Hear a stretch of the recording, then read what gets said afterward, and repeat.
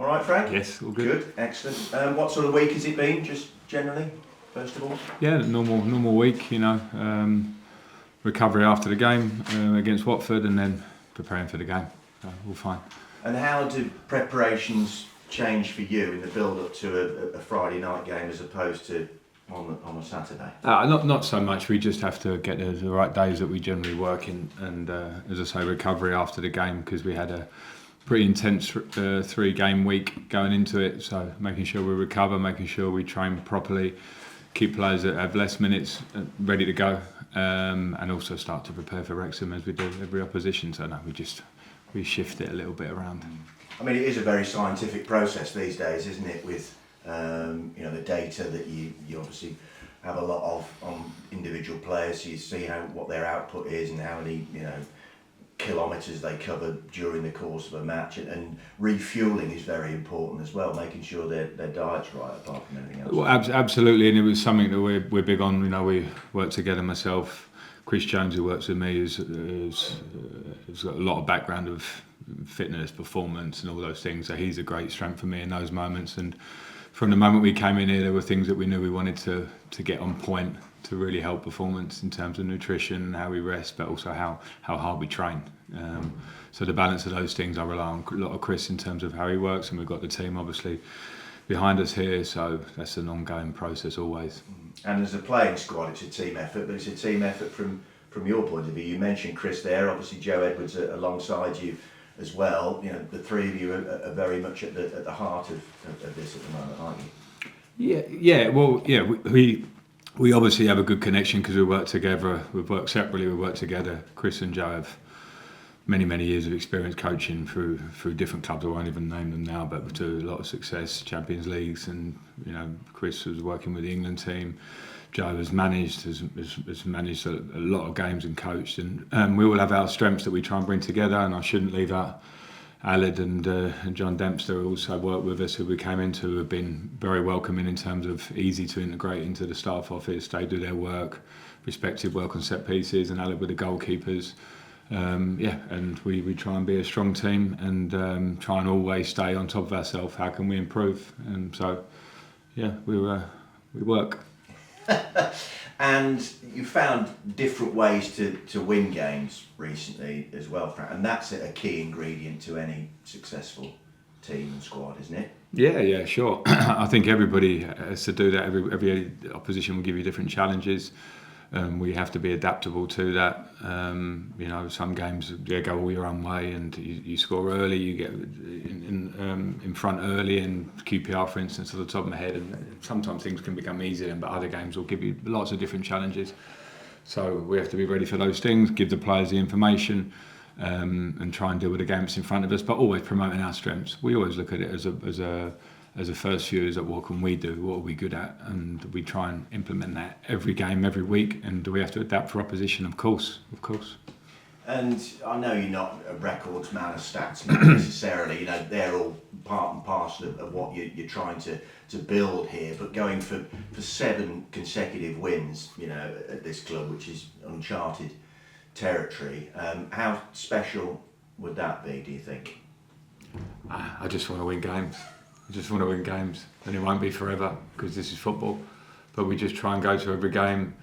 You park the last one, you take the good and the bad from it, and you move on to the next one. And that's all we're doing. And everyone else can talk about any records. Yeah, but confidence and momentum obviously is 2 key ingredients in football, and you seem to have those in abundance at the moment because of the type of football you've been playing and the unbeaten run that you're on right now. Yeah, confidence and momentum are great, but understanding that if you drop your levels, then you'll lose both of those very quickly in this game.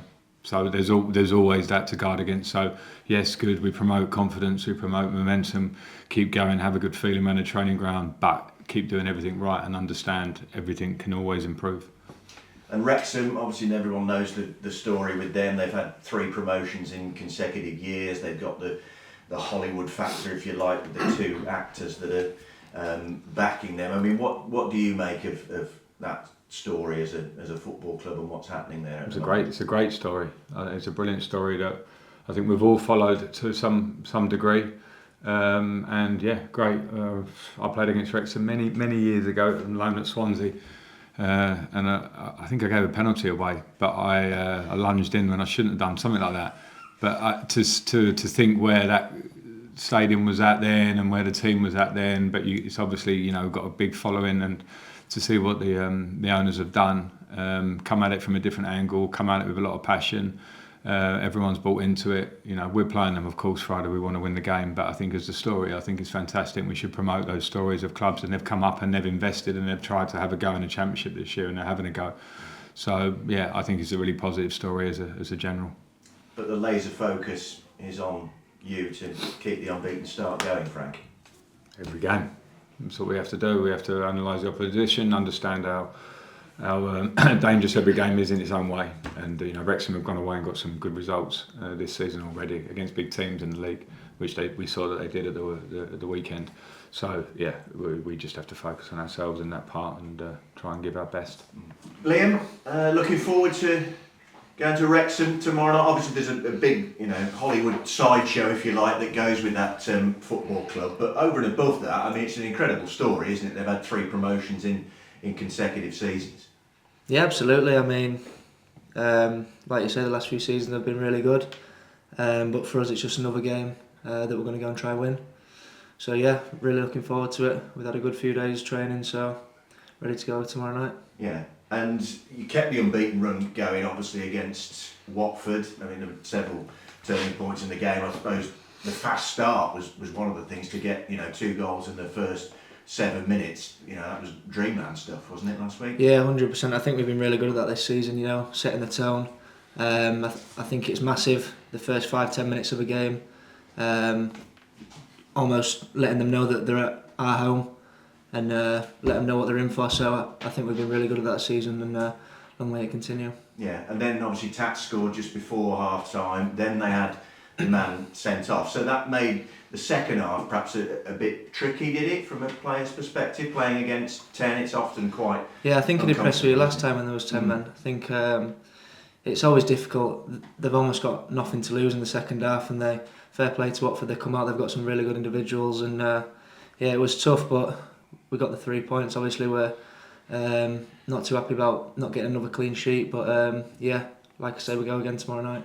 Yeah, and we mentioned clean sheets there. Obviously Rush's been mentioned in dispatches for maybe getting an England call-up in the next international break. You're smiling, but no, I mean, he has been a terrific last line of defence behind you boys, hasn't he, for the majority of this season? Yeah, I mean, it takes a lot of weight off our shoulders, especially with Rushy behind us. Yeah, like I say, he's a top keeper, and also he's a top lad, and hopefully we can keep getting some more clean sheets and hopefully get England call up. Yeah. You bantering him a bit about that? No. Yeah, well, yeah, I will be now when I go back in there. And of course you played obviously in a pair with Bobby, and down at Portsmouth you played in a 3, obviously with Luke in the middle of yourself and Bobby. Just from your own perspective, how did that sort of change the dynamic, really? Yeah, it was really good. I think the way the gaffer set us up, it's obviously worked, so whatever the gaffer wants, we'll play in that and play to our best that we can. But no, it was really good playing alongside Wolfie. He's a great player, great lad. Even when I've played against him or watched him, he's always been a player that I've looked and thought, yeah, he's a really good player. So to play alongside him is really good. But yeah. Is he the biggest talker of the 3 of you, or do you all sort of pitch all in? of us, yeah, all of us in our different ways. I think we're all quite players that like to communicate with each other, and I think it helps each other. But yeah, no, we're all quite big lads, so I think that helps as well. And just explain the difference, if you like, in playing just with a back 4 and a central defensive partnership, and having an extra guy there in the middle of you two. How does that sort of change how a game pans out, if you like? I think for me, in that game, I feel like I could get forward a bit more. Joining the attacks a little bit more, and I was maybe in wide areas a little bit more in 1v1 situations. But like I say, whatever the gaffer sets us up, we're gonna go out to try and win the game. And in terms of the sort of unbeaten run that the team are on at the moment, obviously it's 12 games. How does that compare with other runs that you've been on earlier in your career? Is this the best one, or is it I think something it's the similar best at one, yeah. Barnsley? I think it's the best one that I've been on, so hopefully we can continue this run and see what happens, yeah. Yeah, and confidence and momentum obviously are two, huge things, and that just, leads from one 90 minutes to the next, doesn't it? And obviously the boys are desperate to get out there and carry on playing from week to week, I presume. Yeah, absolutely, and like I say, the 3 game weeks are hard, but at the same time the games are coming thick and fast, so we're just taking our momentum into the next game. And to make it 13 games unbeaten, obviously, as we say, it's the next game, and that's how you've got to kind of divide it up, really. Just every 90 minutes separate. I know it's a boring, cliched response, but that's how as players you've got to focus, isn't it? That's it, yeah. And like I say, that's what the gaffer drills into us. It's just the next game and the next one and the next one. So that's all we can. That's all we can concentrate on, and that's all we can affect. So that's what we'll keep doing. I wanted to talk to you as well about Matt Grimes and the role that he plays just in front of you defensively. I think most fans would agree he's made a massive difference to the team since he's been here in January. So just from your perspective, just talk us through what he means to the team and how he operates in front of you. Yeah, he's a real great player, and I've known that for quite a while. Obviously, he was on loan at Leeds a fair few years ago, and even then, when I was training with him a little bit, I could see his talent and his it makes our lives a lot easier with him in front of us. I can always just give him the ball now. But no, he's a great player, great lad as well.